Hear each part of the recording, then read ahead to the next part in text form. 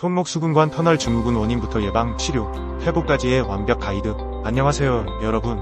오늘은 손목 수근관 증후군에 대해 알아보려고 합니다.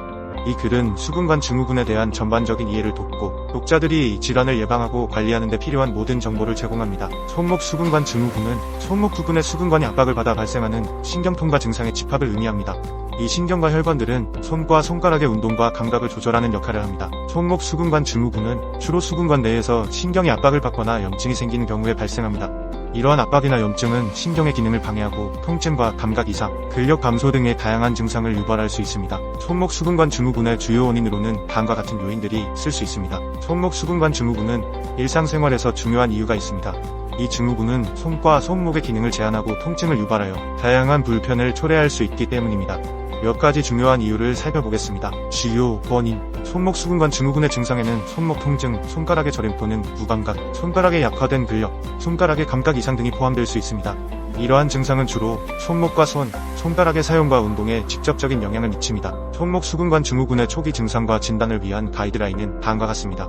하지만 정확한 진단을 받기 위해서는 의료 전문가와의 상담이 필요합니다. 흔히 나타나는 증상. 손목 수근관 증후군의 치료 방법은 증상의 심각성과 원인에 따라 다를 수 있습니다.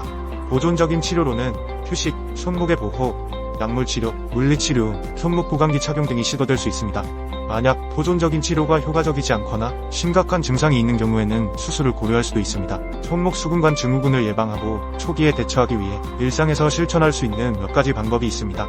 다음의 예방법과 초기 대처 방법을 참고해보세요. 손목 수근관 증후군을 직장과 가정에서 예방하기 위해 몇 가지 유용한 조치를 취할 수 있습니다. 직장과 가정에서의 예방책 몇 가지를 안내해드리겠습니다. 재활운동 및 물리치료는 다양한 상태와 부상에 대한 치료와 회복 과정에서 매우 중요한 역할을 합니다.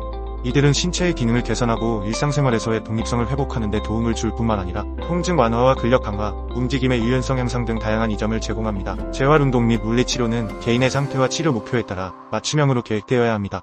의료 전문가와 함께 개인의 상황을 평가하고 적절한 운동 및 치료 계획을 수립하는 것이 중요합니다. 수술 과정과 회복 단계는 환자의 상태와 종류에 따라 다를 수 있으나 일반적으로 수술 전, 수술 당일, 수술 후 회복 단계에서 주의해야 할 사항이 있습니다. 비수술적 치료는 대부분의 환자에게 효과적이며 수술적 치료는 증상이 매우 심한 경우나 비수술적 치료가 실패한 경우에 고려됩니다.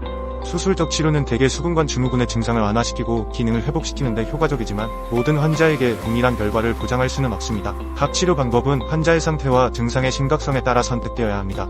비수술적 치료는 대부분의 환자에게 시도해 볼 수 있는 초기 치료로서 효과적입니다. 수술적 치료는 증상이 심한 경우나 비수술적 치료가 실패한 경우에 고려됩니다. 재활 프로그램과 일상 복귀 전략은 수술 후에 회복을 돕기 위해 중요한 요소입니다.